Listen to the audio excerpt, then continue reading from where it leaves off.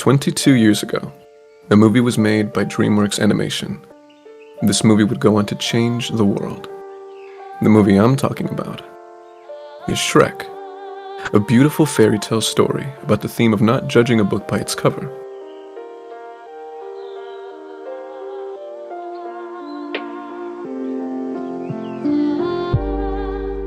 But you may ask, why would we be talking about a 20-year-old movie? Because of the impact it's made on the world around us, from memes to musicals, all because of a sarcastic ogre.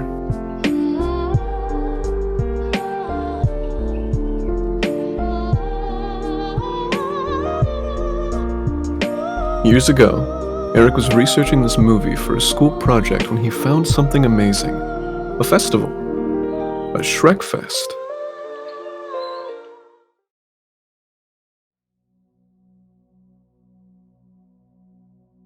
Now, the main question is, what is ShrekFest? Well, in order to properly answer this question, Eric decided to interview one of the creators of the festival. In your own words, how would you describe ShrekFest? ShrekFest is just a big party. We have live music, we got food trucks, we got beer on tap. We have a lot of tents with activities.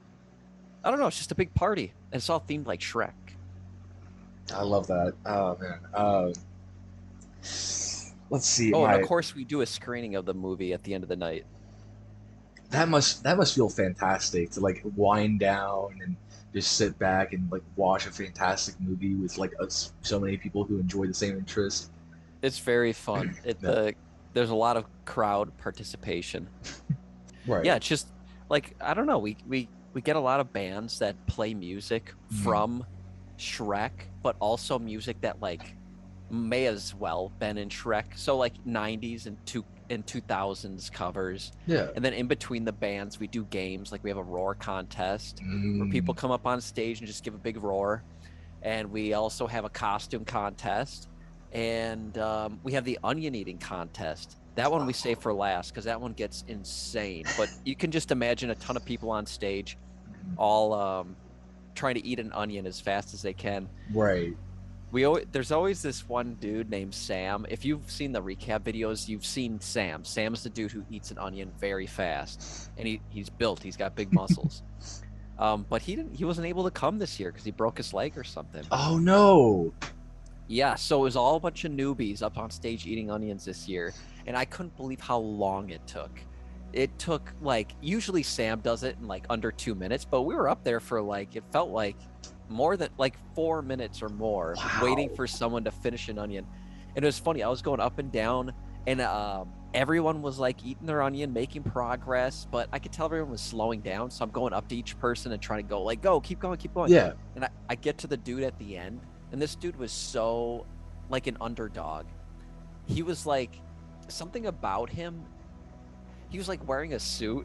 He didn't feel like I don't know, he felt like an underdog. Yeah. He was on the very end of the stage, the farthest, like on the end of the stage, like in the shadows. I went up to him and I saw his onion was like almost gone, but he completely lost steam. He was eating it super slowly. Yeah. So I was like, dude, you are almost done with that onion. Finish it right now and you will win. And I think that gave him the boost he needed because he just like inhaled it, and he was the winner. So it was nice to have like a new champ. Oh yeah. I definitely cannot wait for that like Return of the King moment when Sam gets back and like, oh yeah, that's gonna be really entertaining. And then you mentioned an activity known as a Shrek roaring contest. And that actually relates to one of my questions. As someone who's listened to a lot of Shrek roars over the years, I gotta ask, how's your hearing, man? It's going fast, man. I think there's too many roars. One roar too many. No, I don't know. You know what? We did something smart this year. Usually when we do the roar contest, people step up. We'll give them the mic.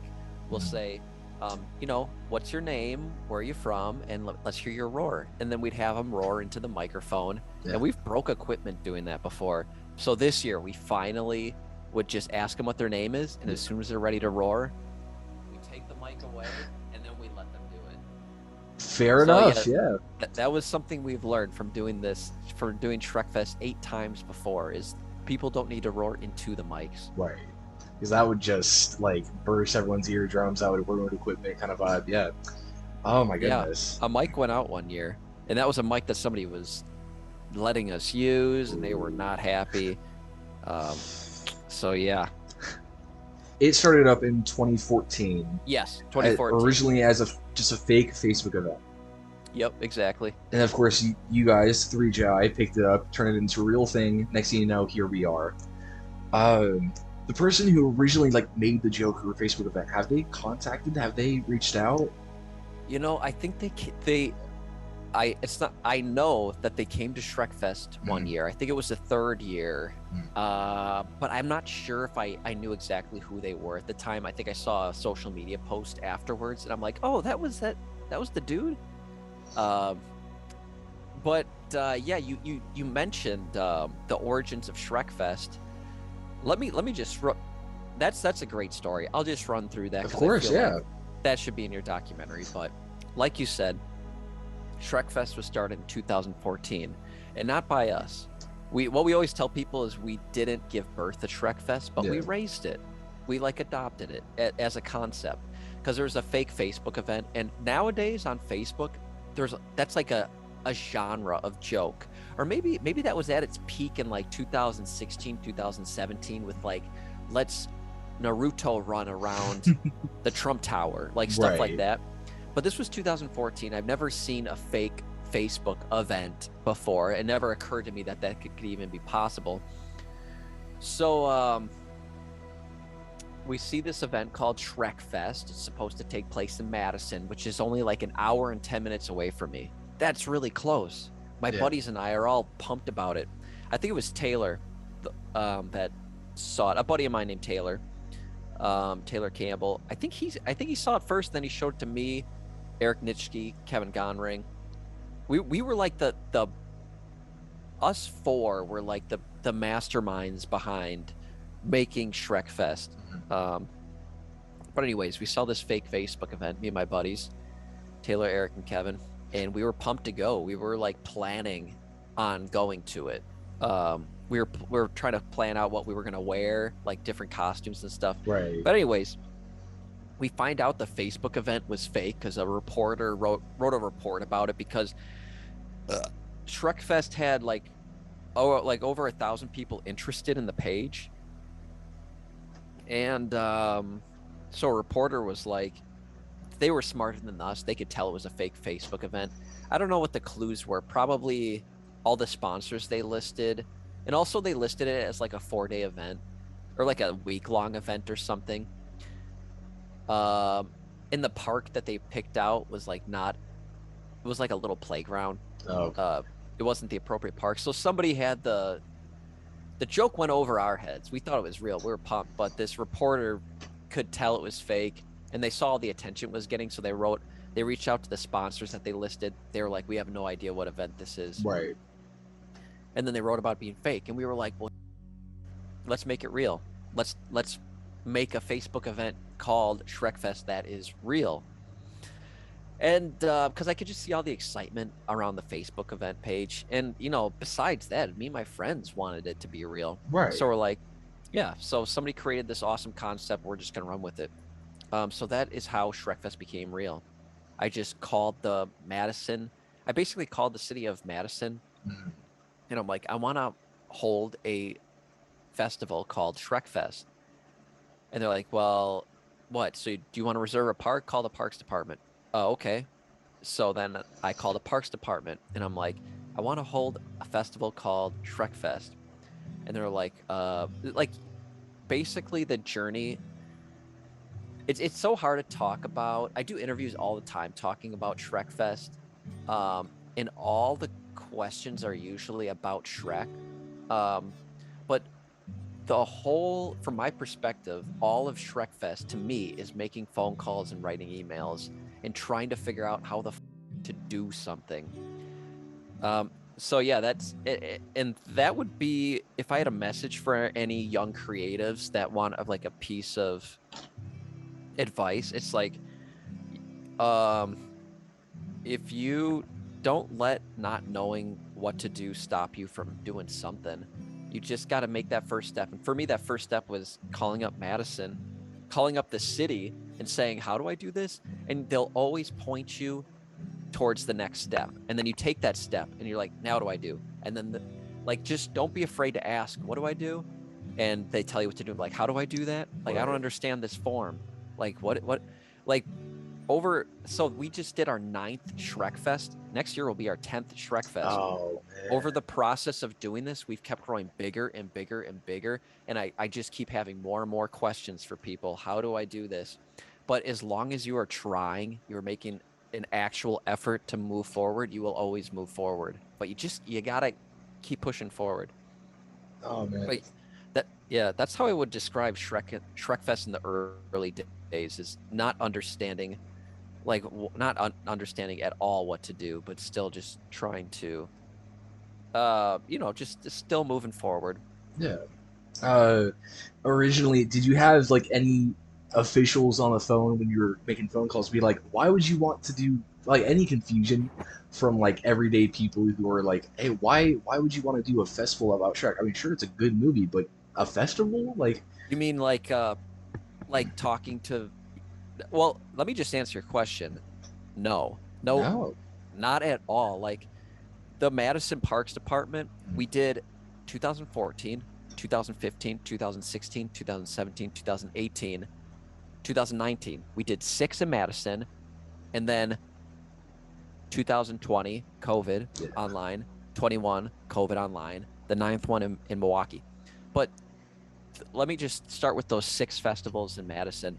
It has only been, in all conversations with anyone in the Madison Parks Department, in the Madison City Hall, whatever, the county clerk, all the different departments that I've had to talk to in the city of Madison have been 100% patient, encouraging, like actively encouraging, like, hey, I hope after the first ShrekFest, hey, I hope it was a success. After the second festival, I'm glad you guys did it again. I hope it was a success. After the third one, hey, I know some friends that went to it and they said it was awesome.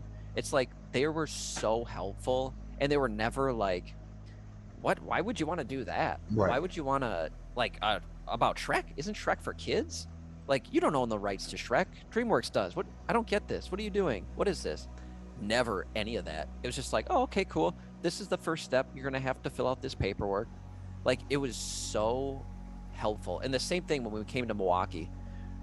It was just like, okay, cool. Let's get this going. Here's the paperwork you're gonna need. And like, they were so patient with me because, like I said, the festival keeps growing, and when it keeps growing, things get a little trickier because you need to account for things that you didn't before. Like, this year is the first year that I rented porta-johns. Okay. So because the public restroom building wouldn't be enough for the amount of people we were expecting, we need porta-johns. That's something we never had to do before. But there's always an element I have to figure out, but everyone, it's just so nice. Maybe they're in with the joke, but even if they don't get the joke, and you know what, that's a whole can of worms. Is there a joke to get? Right. I don't know. I'm sure you're gonna have some questions about the philosophy about ShrekFest, like specifically at what point is it ironic and what point is it genuine. That I struggle with in my brain so much. My gut reaction used to always be it's 100% genuine, but now I'm like, wait, is it ironic?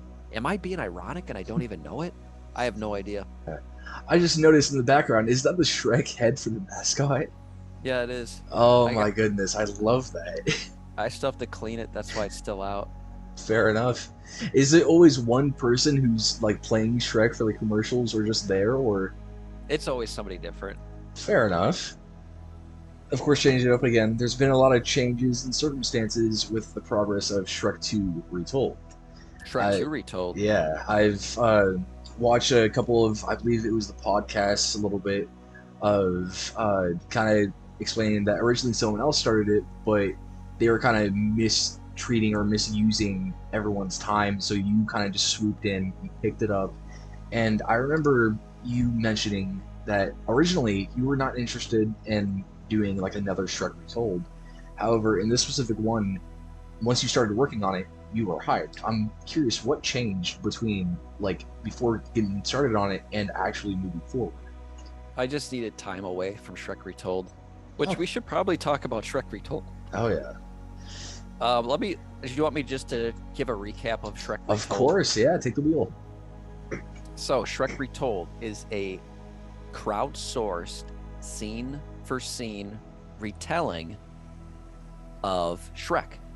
So basically, we took the movie Shrek, and with the help of 235 animators, voice actors, musicians, filmmakers, editors, puppeteers, dancers, actors, whatever, all creative people in the world, we all worked together to recreate Shrek from scratch. Yeah. And that's it. That's Shrek Retold. So it's Shrek, but each scene is like a different style, basically, is the simplest way to explain it. And the funny thing about that is I tried to do Shrek Retold in like 2014. I feel like it was even before we tried to do ShrekFest. Yeah, I think so. But anyways, we tried to do it, and I reached out to people, and everyone was like, no. Like, I didn't even get a no. Just nobody replied because it was such. I was like a nobody asking for something really big to somebody's. So in 2017, I got really organized and I divided the movie up, and I had Google Docs and stuff. And then I tried to reach out again, and then I started to get people on board. But yeah, that was a dream to make that for a while, which didn't finally materialize until 2018 when it came out. But yeah, Shrek 2 Retold, working on the sequel. Do you by chance have a favorite scene of Shrek Retold? I mean, there's like, if not thousands, millions of them. Damn, favorite scene in Shrek Retold. Or any that stand out to you. You know, there's this, whenever I watch with my buddies, there's so many parts, man. Basically, like, I love any part it changes from style to another style. Yeah. And that's not even a part. That's just a transition. That's the aspect I love most, is when the style like moves, transitions. But there's this one part that me and my buddies always like. It's when Shrek crash lands into Fiona's room, and the wall is made out of cardboard, and then a guy painted green falls through it, and then there's a guy dressed like Fiona on a bed, and he goes like, and like that. I think that if me and my buddies had to pick like one part, it'd probably be that. I love it. I remember hearing about Shrek Retold for the first time and sitting down and watching it, and at first I was caught so off guard. Like, I was so heavy on like Shrek is Shrek and nothing else, but that like changed my perspective of like Shrek isn't just a movie. It's like, it's a community. I don't want to say belief. That sounds like cultish. A community like level of respect and collaboration, and it shows that like I know over recent years there's been a lot of like hate in the world over politics and whatnot, and so it kind of, especially around like 2016, 2018, that kind of showed that not like there's still good, there's still like people that love each other, people that want to like collaborate and create something fantastic. And while we're on the topic of Shrek Retold, have you been contacted by any of the original like creators, anybody from DreamWorks, about Shrek Retold? No. I mean, I've been in communication with people who work at DreamWorks. Like there's people who animated on Shrek Retold that are actual animators for DreamWorks. Wow. And I've been reached out for like not Mike Myers and Eddie Murphy, but the voice actors for Shrek and Donkey whenever it's not Mike Myers and Eddie Murphy. Maybe there's like a holiday special or a video game or like a amusement park attraction. So I think everyone is down with it. Like honestly. Sorry, I just realized there's some gunk on my desk. You're all good. But yeah, I think everyone's down with it, and that's a huge question that people always ask is like, has DreamWorks reached out? Nope. Yeah. And I don't think they ever will, and I don't think we'll ever reach out to them. I don't know what they would be saying to us or what we would be saying to them. There are a couple reasons. Okay, I think there's a couple. If DreamWorks reached out and they said we're making an ultimate collection of all the Shrek movies on Blu-ray and we want to include Shrek Retold as special feature, I would say, yeah, yes. Like I don't need any compensation for that. That would be awesome. Or like if I got to do a voice in Shrek 5, that'd be cool. Oh. There's a lot of ways. I guess there are a lot of things they could reach out for that would be cool and exciting opportunities to collab, but those are just two cool things for me. Like, what could I do for them? You know what? If DreamWorks reached out and they said, "Hey, we actually are making Shrek 5, could you show the trailer before the movie at ShrekFest?" I'd be like, "Yes, absolutely." Right. Or if they wanted me to I would help them promote the new movie, whatever. Like, I would love to get on that DreamWorks payroll. But if they reached out and said, "You guys have to stop doing this," that would be heartbreaking. That would be very, very devastating. Yeah, I didn't even think of that. Oh. Really? That's my first thought is a cease and desist. But they wouldn't do that. They could see how happy. Right. And we're not charging admission. That's the big thing. Have you ever pirated Adobe Premiere Pro? No, I don't know how to pirate stuff. I have the Adobe Cloud right now, and it's all legit. On the website, it says that ShrekFest is the annual celebration of love and life. Is this referring to the controversial YouTube video known as Shrek is Love, Shrek is Life? Yeah, I guess so. I mean, that short is like R-rated. It's really horrible. But I just like how, like, Shrek is love, Shrek is life. You can't. That is the motto for Shrek, and there's nothing we can do about it. We can only lean into it. Like, I used to do Uber, and I had a little Shrek figure on my dashboard. And anytime somebody got in my car and they were with it, they'd point at it and go, "Shrek is love," and then I'd say Shrek is life. But it's like, if you're with it, like with the memes, then that is the motto. So it's like we leaned into it. Okay. We didn't invent it. It has kind of like horrendous origins, but it's just a saying. Probably like a better use for it than the original intention. At least I would think so. I think the original intention was like intense devotion to Shrek. Intense devotion to Shrek. And we agree with that aspect, but they went a weird direction with it. ShrekFest 1, 2, and 3, right? You guys did it. You guys made like this thing come to life. You could have stopped at any moment. And honestly, I personally wouldn't have blamed you because you did it. But what made you guys choose to like keep it going? Because it keeps getting bigger every year. Like that's legit. It just keeps getting bigger. More people are finding out about it. More people are coming. Like this last ShrekFest we had, there's people. I talked to somebody from the UK. I talked to somebody from France. And then of course everywhere around the US. But it's like people are paying for international flights to be here. Let's keep doing it. It's getting bigger and bigger. I don't know. That was definitely motivation to keep going.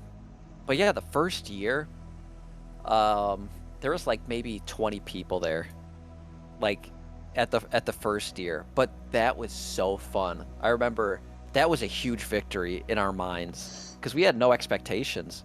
And everyone who showed up, they're like, wait, this is actually happening? Everyone who showed up was like, oh my God, it's real. Everyone was expecting it to be fake. Yeah, and then the second year, like more people came. The third year, more people came. And then we just became better at knowing what to do. Like there was so many games we've experimented with, and we started to figure out, oh, these are the best games for crowd participation and for having a clear winner and blah, blah, blah. So it's just like we keep doing it because people keep showing up, and also we keep getting better at it because we've done it so many times. Next year will be our 5th ShrekFest, if you include the online ones. Right. Oh man, it's crazy to think about. And then of course, the online ones. Those had to take a turn. Like, how did you guys handle the sudden like, oh crap, we can't do this how we used to. We got to change things up. Yeah, basically it was all about, because ShrekFest is all about community, about people. So we collected online submissions for short films, for contest entries, and yeah, just did it all virtually, basically. Like, oh, time for the costume contest. Here's all the pictures that were sent to me, and we go through them and we pick a winner, and then I ship them a prize. But yeah, it was just like the fest, but online. And this year we had like we melded them, where it was like we filmed the event and streamed it, and then when it was time for the bands to come up, and I knew the audio wouldn't come through when the bands were playing, so we went to pre-recorded material. Yeah. But yeah, we're slowly melding the online aspect and the festival aspect, so that if you can't come in person, you can watch online. I'm trying to figure that out. I love that so much, because that, like, coming from someone who hasn't been able to get there, like, that's pure. Oh man, that's heavenly.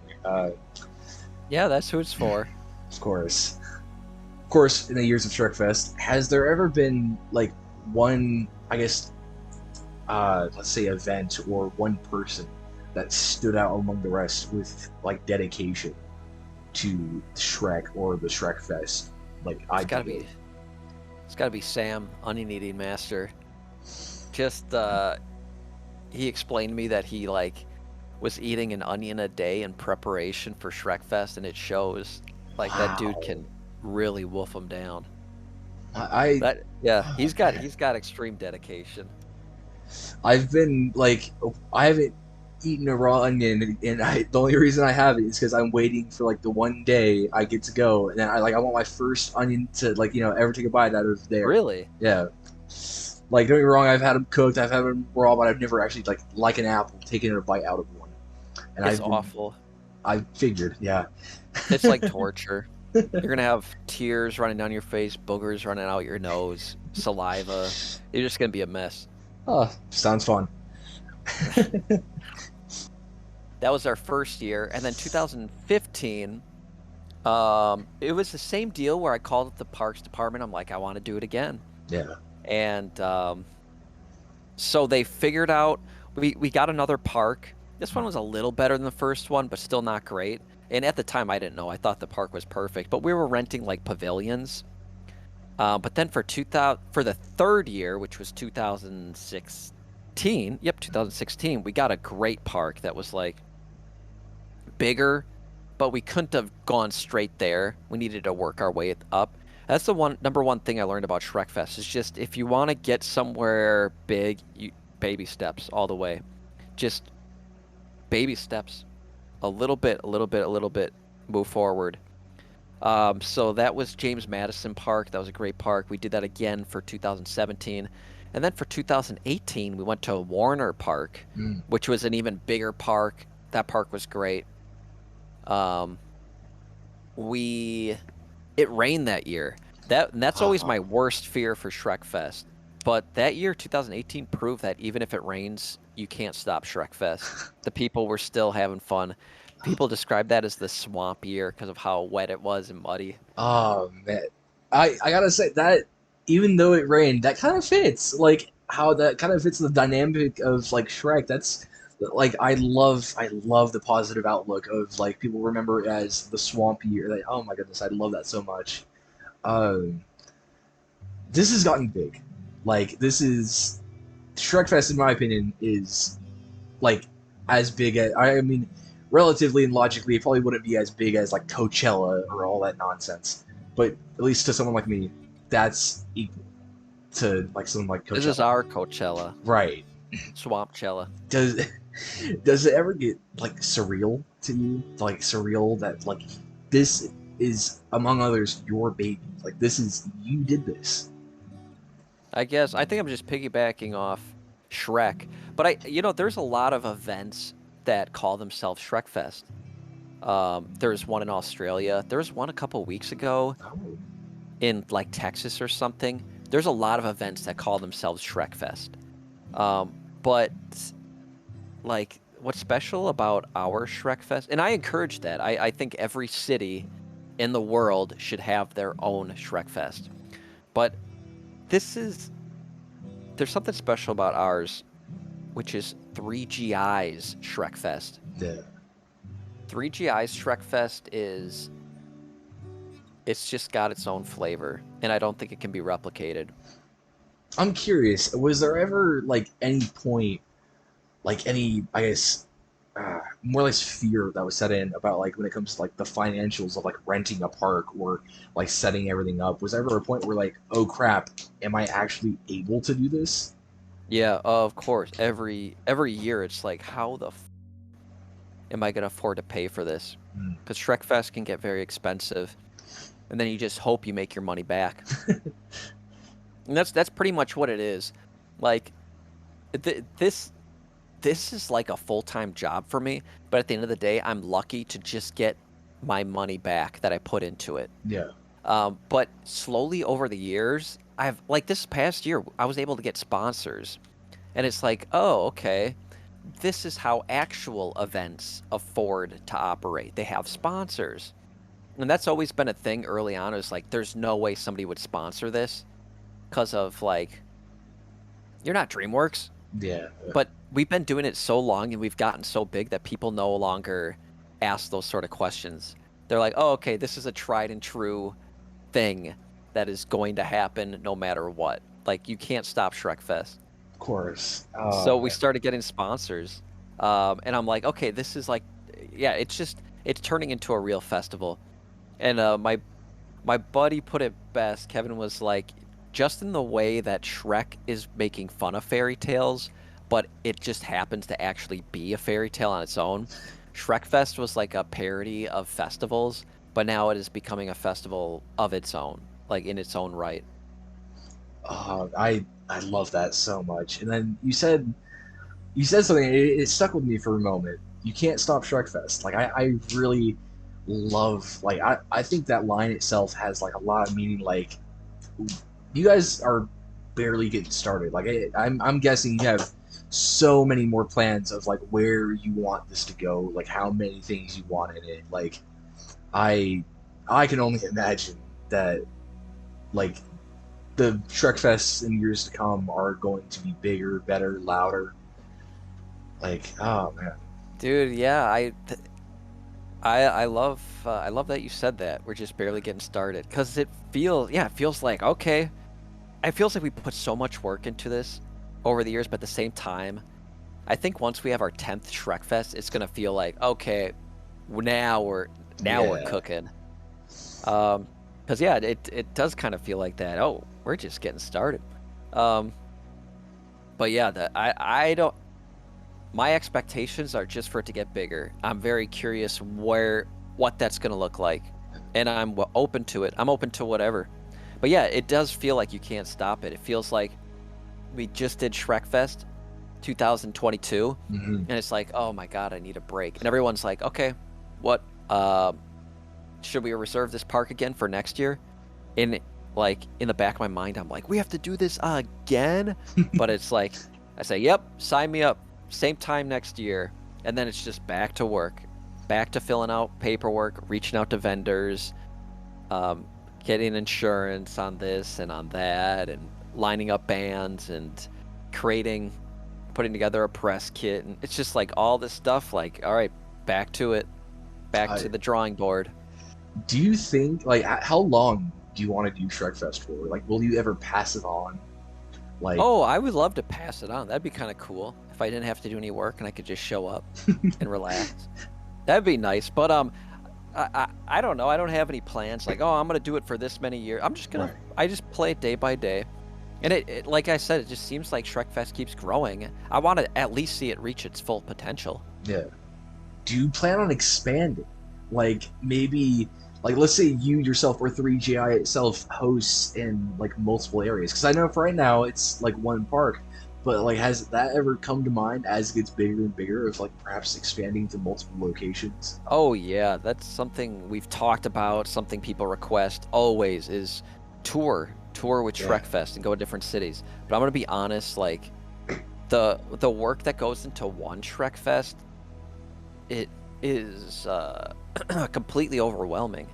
Like, there's no way I could do it in multiple cities. Well, maybe there is a way, but it's like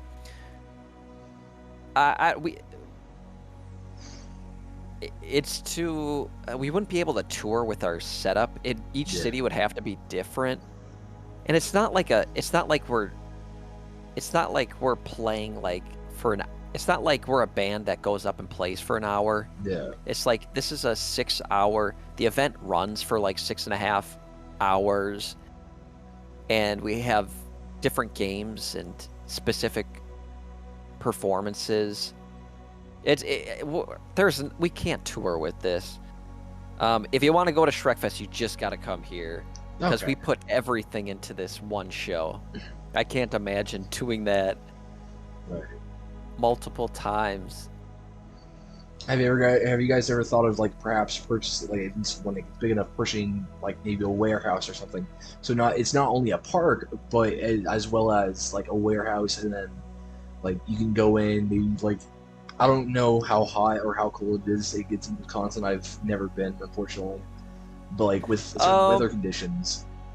Yeah, like, have the option to do it indoors if the weather turns out bad. That's a good point. I don't know. I feel like ShrekFest, a big aspect of it is the outdoorsness.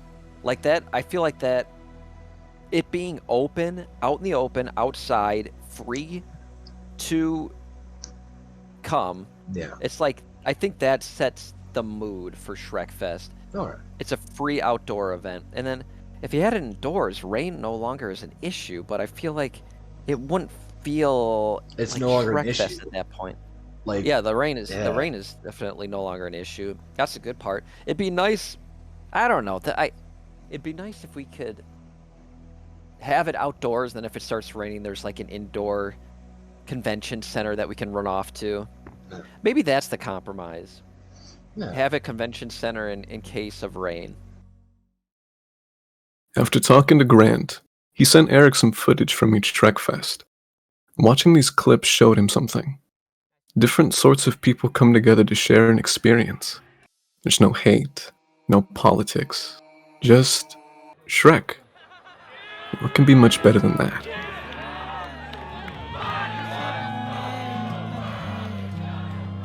Well, those years start coming, and they don't stop coming. Fed to the rules, and I hit the ground running. It didn't make sense to live for fun. When your brain gets smart, but your head gets dumb. When there's so much to do, there's so much to see. So what's wrong with taking the back streets? You never know if you don't go. You never shine if you don't glow. Hey, now you're an all-star, get your game on, go play.